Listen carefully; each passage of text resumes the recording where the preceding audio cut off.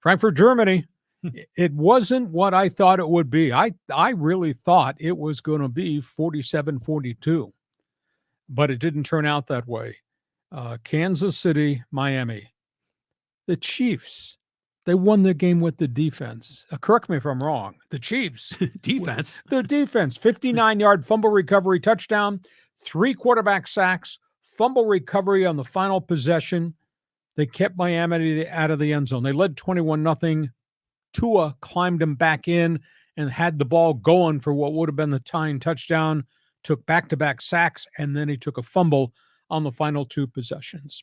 Patrick Mahomes just doesn't have all the bullets in the gun that he's had over the last group of years. Threw for 185, couple of touchdowns. He did fumble it again. Kansas City's got 17 turnovers this season. That is not Patrick Mahomes like. Tua had a lot of problems with pressure. Threw for 193, 3 sacks, plus the fumble at the end of the game. And I hate to bring this up. I don't know if we have any deported, transported, exported Miami fans up here in Southern California. Miami's lost the 3 biggest games this season against the 3 best teams on the schedule.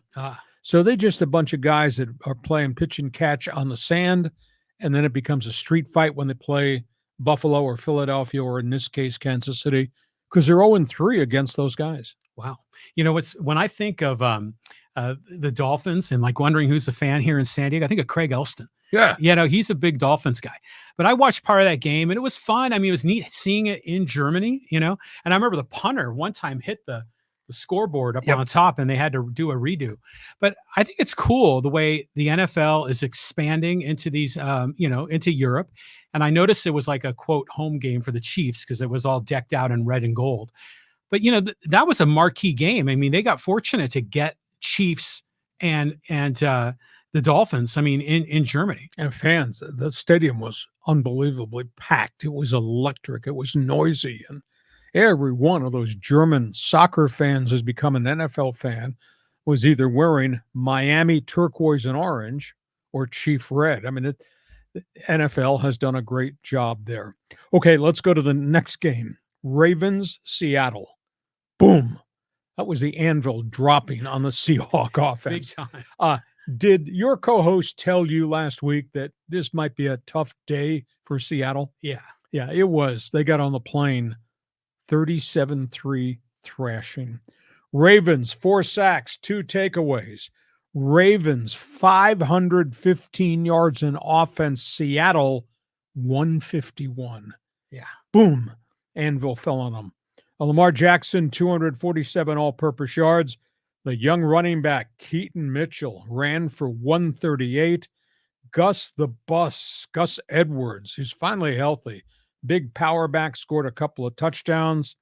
Geno Smith just does not look like the same quarterback that kind of stunned everybody last year when he was throwing the ball down the field and running and making plays. He had only 157 yards passing, and they turned the ball over. So, boy, Pete Carroll's team just got whacked right out of the tunnel, just never, ever recovered. Yeah, it was totally a woodshed kind of thing where he got taken out to the back. But now I think we're seeing the old Geno Smith, right? I mean, the guy that we knew wasn't all that much. So maybe last year was just an aberration.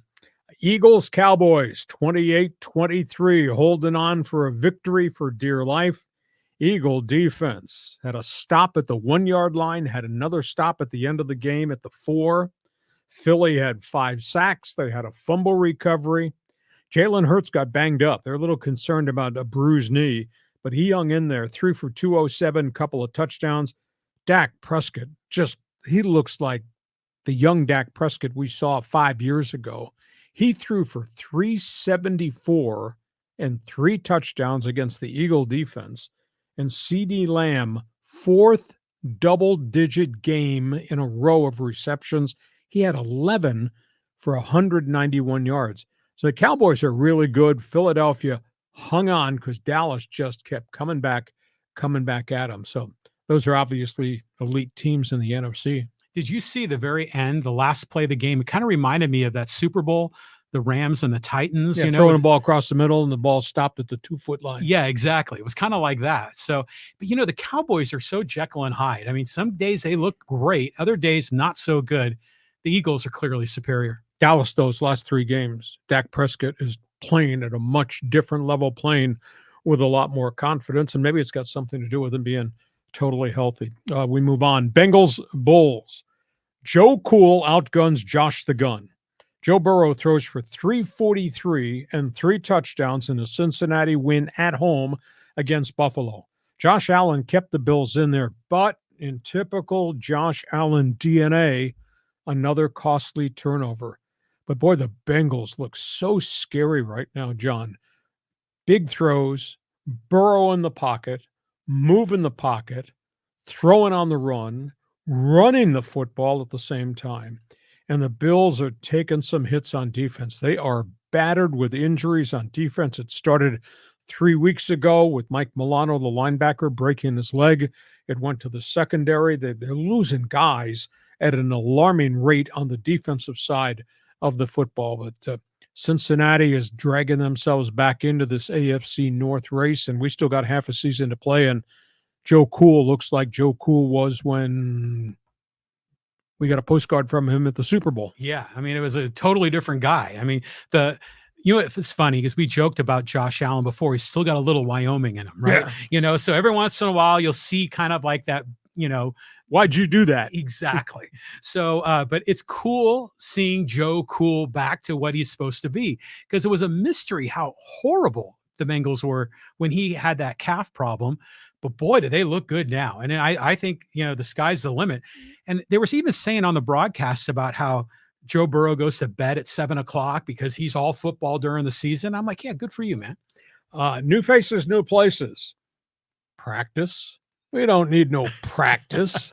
Let's talk about the Minnesota Vikings. Josh Dobbs was picked up at the trade deadline on Tuesday, 48 hours after the Vikings lost their star quarterback Kirk Cousins for the year with the Achilles. Josh Dobbs did not take a snap with the number 1 unit. He only took part in 2 days of quarterback meetings. The hardest part about changing teams at midseason especially, quarterback walks into the room, new playbook. Yeah, X's and O's kind of look the same. The language, the liturgy is so different from one team to the next, the calls. Josh Dobbs, 2 meetings, no snaps with the number 1 unit, comes off the bench and drives the Vikings to victory. Game-winning touchdown with 22 seconds to go. He had 158 passing. He had 66 rushing. He's done this before in his career coming off the bench, and his style is so drastically different. You don't prepare for a guy that runs all over this a la Fran Tarkenton. Mm-hmm. So Josh Dobbs did a really good job, but he also had 3 fumbles. He had 3 snaps that he could not handle. Vikings have won 4 in a row, and they've done this now with no Kirk Cousins and no superstar receiver Justin Jefferson. So Kevin O'Connell is just coaching out his ears to try to keep this team competitive. Now, the more video you get on Josh Dobbs, they'll slow him down. Yeah, they will. But that was a hell of a performance. And the other performance of the day, how about the kid quarterback, C.J. Stroud in Houston? We talked about those top number 1 pick quarterbacks and how hard it was going to be. He's got Houston playing well. Houston's got 4 victories. How did the Houston Texans have more wins than the Chargers? C.J. Stroud yesterday, 470 yards passing, 5 touchdowns. He got a tight end from the Dallas Cowboys in free agency, 10 receptions yesterday, 2 no-name wide receivers.